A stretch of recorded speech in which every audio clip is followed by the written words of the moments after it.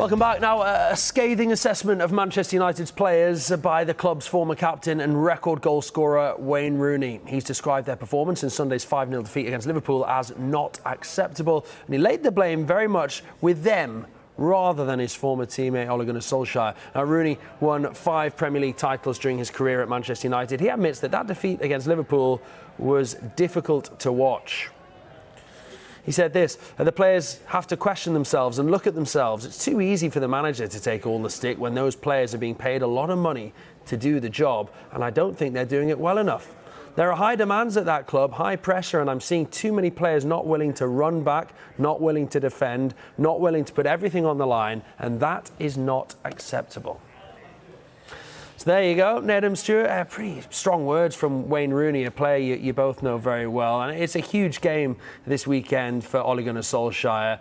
People always react differently to pressure, don't they, Stewart? Which Manchester United team do you think we'll see this weekend?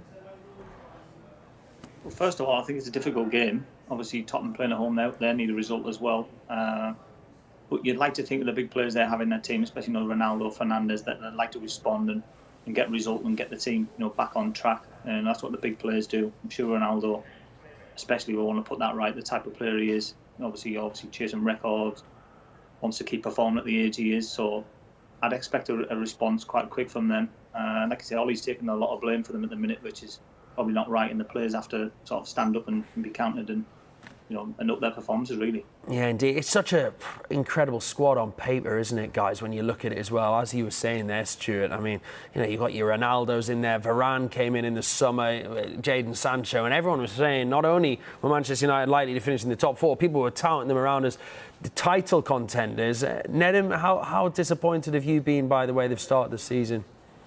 Yeah, I think overall it has been very disappointing when you consider the fact that they were second in the Premier League last year, and I think halfway through the season they were top. To bring in Ronaldo, Varane, Sancho, Solskjaer signed a new deal in the summer. It felt like seemed as if there was a feel-good factor around the club. But this is the nature of football. Nothing's guaranteed. You can have a squad on paper that looks incredible, but there needs to be a way for them to gel. They need to be performing at their best, because you can lose points to anyone. And then you look at, say, the performance against Liverpool on the weekend. We're going into the game, I thought that they'd find a way to win it because it's against Liverpool and you're at home. And in some ways, they were a slight underdog. But for the result to be the way that it went, that's essentially, it's unacceptable. I think the stuff that Rooney was saying there, I think is very, very true, because the things he's asking of those players from that game, that's the bare minimum. He doesn't mention talent. He mentions running back in and defending and showing commitment. And in fairness to Wayne Rooney, that was, for as talented as he was, that was the core of his game. And I think at times in those type of games, like against Liverpool, that's all people ask of you. And it's in some ways it's disappointing, because they do have the talent there, but it's just missing that little bit at the moment. And unfortunately, that's probably what's led to them being 8 points off the top of the league. Indeed. And look, their tactics, their entire press was totally pulled apart, Stuart, against Liverpool, wasn't it? And does Solskjaer have to find a different game plan, or any game plan, actually, to be fair, and just stick to that and try and get themselves out of this patch?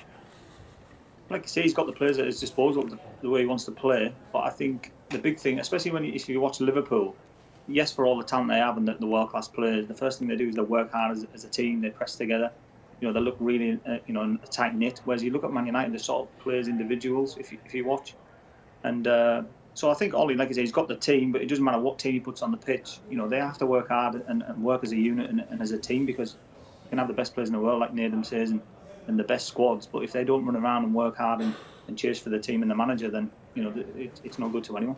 Indeed, yeah, it's impossible to compare, isn't it, to the Manchester United teams we're used to seeing. As Wayne Rooney was saying, they used to work so hard, the standards were so high and so on. But they seem to be showing a bit of faith in Ole Gunnar Solskjaer and Nedum for the time being anyway. Do you think the Manchester United board and owners should be commended for showing that loyalty? I mean, we hear it so often, don't we? There's no loyalty in football anymore, but there seems to be a little bit towards Ole Gunnar Solskjaer from Old Trafford at the moment. Yeah, you are sensing that loyalty, because I think in some ways he's brought them back a little bit, but it just seems like that final stage now, they still seem just a little bit off, truly competing with the likes at the top of the league right now. But he's done well. Overall, and I stress overall, he has helped Manchester United get back to a place where they are more competitive, and they've brought in certain signings. At times, they can play an exciting brand of football.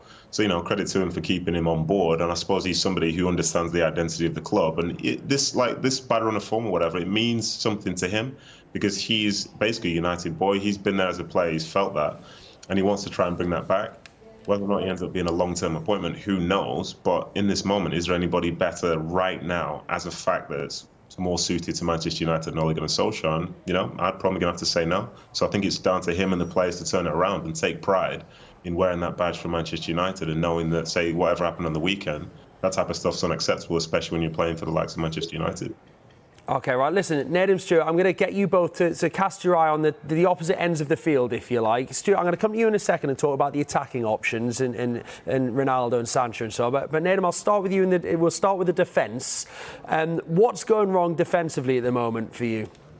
To be honest, it's just a ton of mistakes, like in terms of, say, in this particular instance here, the wrong sort of line together, people being able to have unopposed shots on goal, and just tracking from midfield and stuff like that. These are essentially simple things, and the players will know these are all mistakes. Most of these goals can be prevented. Maybe applying a bit more pressure there. Like even with this one here, Salah gets in front of what is essentially 4 Man United players through just pure desire itself. And then with this one here, it's the timing of it. Like to concede this goal so late in the first half, like it puts the game to bed. So I think it's just a case at times of just being more clinical at the back and making sure that you don't leave yourself open to get punished. Like, that's a great ball from Jordan Henderson. But, it's Mo Salah that's playing on the back shoulder. You need to anticipate the fact that that's going to happen. And obviously it came from a turnover. But like I say, at Manchester United, you can't afford to make little mistakes, especially against a side like Liverpool, because they don't need encouragement anyway. And when you do give it to them, you will be punished because, they're one of the form sides in the world right now. And Stewart, at the other end of the field, I mean, it is an embarrassment of riches when you look at the squad list. They brought in Ronaldo and Sancho. They already had, Rashford, Cavani, Martial, and so on. Is it almost the case that they've got too many good players and it's difficult to find a balance? And how would you play with that sort of array of attacking talent? Yeah, I think that's the big one, finding the balance and the players. Like I say, Sancho came in not seeing probably enough minutes. I expected him to play quite a lot, to be honest, because they made a big thing of him, especially last summer, trying to get him in. Obviously, Ronaldo coming back, you know what he's about. But I think, it's all, they can create chances and they can score goals, but, if they're not going to run around, like I said, and press and win the ball back, like you say with Liverpool, that's what they do. And that's why they score so many goals, because they're closer to the goal to attack, whereas United are sort of dropping deep and they get caught and too easy. And so maybe someone like, a Cavani, even a Jesse Lingard, them type of players with a lot of energy, who are going to press from the front, to help the sort of Ronaldo and play off him.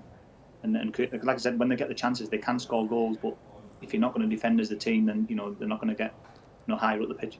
Yeah, great point on Lingard as well. He's another one who every time he plays seems to have a great performance. Then he's struggling to get in the team at the moment. There's a lot of talk about where he might go in January potentially. His contract situation at Manchester United.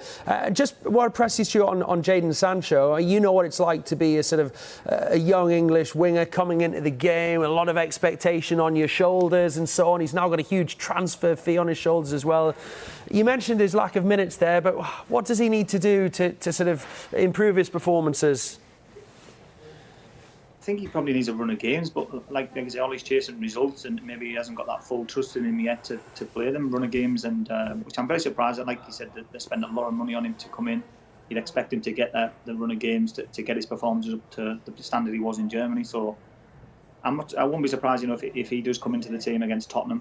He's got energy, he's got bags of skill and tricks, and he can get a goal. So they need something else. They need to freshen it up, and I wouldn't be surprised that he comes into the team and gives him that spark. OK, one word from each of you, and I mean it, one word, because we're nearly out of time. Nedum, do they beat Tottenham at the weekend, yes or no? Oh, my God, yes. Stuart? No. OK, thank you. Well, that's nice and balanced, isn't it? OK, guys, well, we will find out, and I'll be calling both of you and let you know who got that one right, of course.